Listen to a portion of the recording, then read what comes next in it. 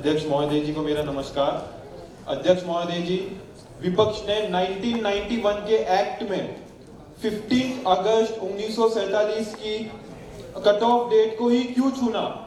अगर किसी जगह पर जबरदस्ती बदलाव 1947 से पहले हुआ हो तो क्या उस पर कभी विचार नहीं होगा? विपक्ष हमेशा हमारी सरकार को ब्लेम करता है कि हमारी सरकार सिर्फ वोट पाने के लिए ऐसे मुद्दे बनाती है। ये मुद्दा सिर्फ हम नेताओं का नहीं है, ये मुद्दा उस हर देशवासी का है जिनके पूर्वज पे अत्याचार हुआ। आजादी से पहले धर्म स्थलों को नष्ट कर दिया गया और कब्जा कर दिया गया। सनातन धर्म का इतिहास पत्थर की लकीर है, इसे ना कभी कोई मिटा सका है ना मिटा सकेगा। अभी तो केवल राम मंदिर का निर्माण हुआ है। हमारी सरकार ने अखंड भारत बनाने का दृढ़ संकल्प लिया है।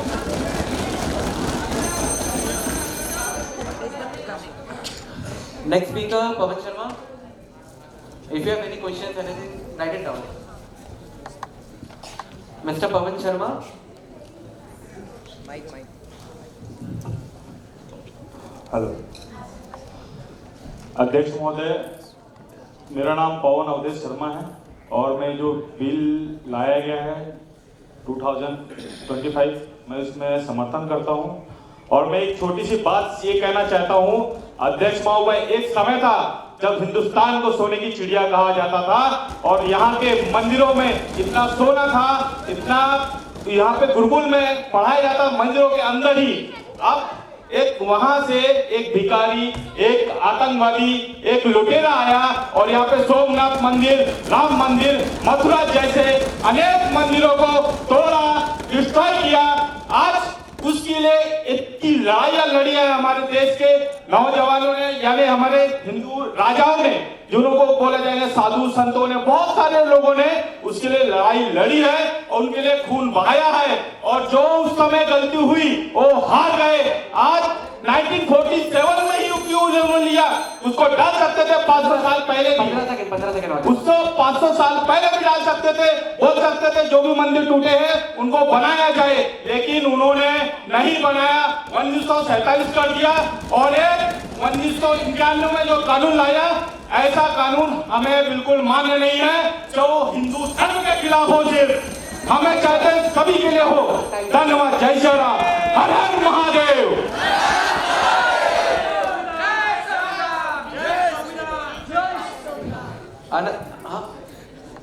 हाँ बोलिए। तो जो इन्होंने बोला है उसके सोर्सेस ये बता दीजिए। आप सोर्सेस हमें दे दीजिए, फैक्ट लिख के दीजिए सारा। अनर्वा फ्रॉम अपोजिशन। एक सेकंड अनर्वा, ये मिनिस्ट्री ऑफ कॉप अफेयर्स कौन है? कॉर्पोरेट अफेयर्स, याद है ना? ठीक है, इसके बाद आपको बताऊँ। हेलो अध्यक्ष महोदय, सदन में पिछले कुछ घंटों से जो धर्म पे चर्चा हो रही है मैं उसका समर्थन बिल्कुल नहीं करता हूँ।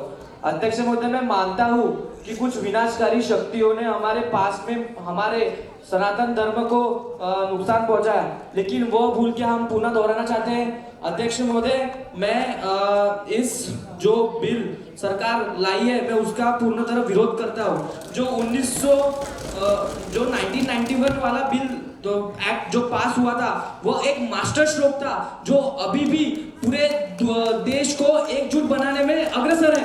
अध्यक्ष महोदय, यही नहीं, माननीय सुप्रीम कोर्ट ने भी और इस देश की जनता ने भी इसको अपनाया था। यही नहीं अध्यक्ष महोदय, जब पास होता इनके ज्येष्ठ नेताओं ने भी इसको समर्थन दिया था।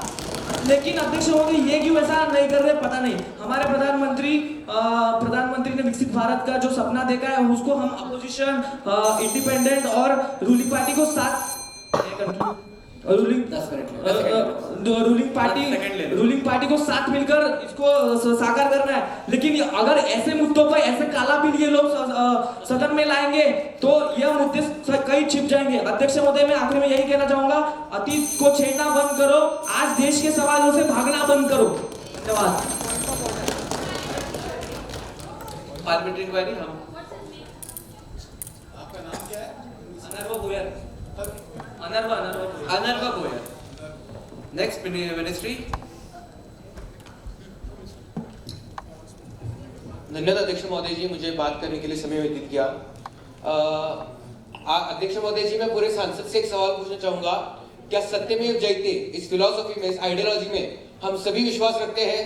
क्योंकि अगर इसमें विश्वास विपक्ष 1991 में रखता तो कई लाखों सनातनियों के आस्था पे ठेस नहीं पहुंचती और सत्य के लिए खड़े होते। अध्यक्ष महोदय जी, ये सत्य नहीं छुपता कि मोहम्मद गोरी ने और कई मुगल शासकों ने मंदिरों की विटंबना की है। अध्यक्ष महोदय जी, ये सत्य है और इस देश के हर मुसलमान के घर हम चाहेंगे कि डॉक्टर एपीजे अब्दुल कलाम जैसे मुसलमान पैदा हो, ना कि अब्दुल खान पैदा हो। अध्यक्ष महोदय जी, इस देश को महासत्ता बनाने में सहकार क्षेत्र का बहुत बड़ा निर्माण रहा है। अध्यक्ष महोदय जी, मैं ये कहना चाहता हूँ कि मंदिर ये सहकार और कैपिटल डेवलपमेंट और क्रेडिट साइकिल के लिए बहुत महत्वपूर्ण था, क्योंकि कोई भी भूखा, गुरुद्वारे की वजह से कोई भी भूखा नहीं सोता था। अध्यक्ष महोदय जी, और समाज के डॉक्टर, इंजीनियर ये फ्री में तैयार होते थे। आज के बहुत सारे डॉक्टर और इंजीनियर ये कॉस्ट कटिंग के लिए और पहले अपने पैसे रिकवर करने के लिए अध्यक्ष महोदय जी तैयार होते हैं। मैं अध्यक्ष महोदय जी ये सवाल भी पूछना चाहूंगा कि 1991 में रिलीजियस कैरेक्टर पूछी थी। अध्यक्ष महोदय जी, मेरा अपीयरेंस देखा जा सकता था अगर मैं धोती और कुर्ता पहन के आऊं, मैं हिंदू हूँ। 10 सेकंड ले लो। अगर मैं टोपी और टकरानी पहनूं तो मैं मोमेडियन हो जाता हूँ। अध्यक्ष महोदय जी, मेरे सनातन धर्म का, मेरे हिंदू धर्म का कैरेक्टर, चरित्र कैसे कोई अध्यक्ष महोदय जी डिसाइड कर सकता है, यही मैं पूछना चाहूंगा। धन्यवाद। जय हिंद, जय श्री राम। Next speaker Rajvardhan.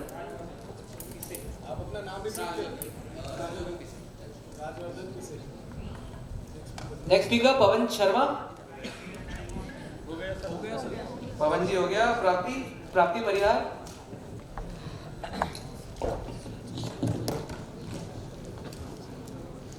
मजहब किसी का भी हो, इज्जत सभी की बराबर होनी चाहिए।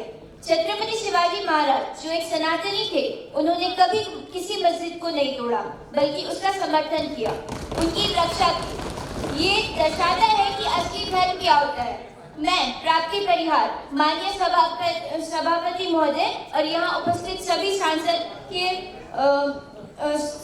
जो यहाँ उपस्थित है, उनके सामने अपना पक्ष रखते हुए the complete restoration and justice of places of worship bill 2025 का समर्थन करती हूँ और खंडन करती हूँ उस 1991 के एक्ट का, जहाँ से न सिर्फ न्याय से वर्जित कराया जा रहा है, बल्कि अपना पक्ष रखने का मौका भी छीना जा रहा है।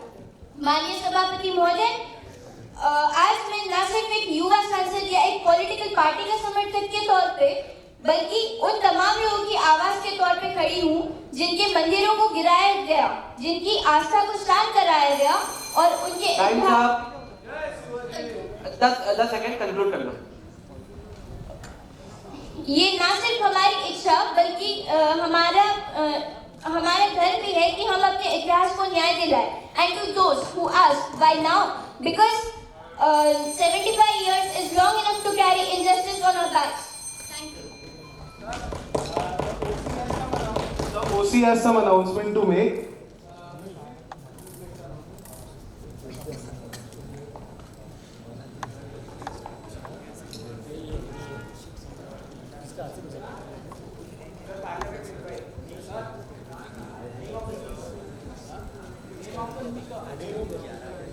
We have a very esteemed guest in between us, Shri Girish Ji Vyas, who is ex-MLC. So I would like all the delegates to acknowledge his presence, and I would like Vishwajit and Vedant to felicitate him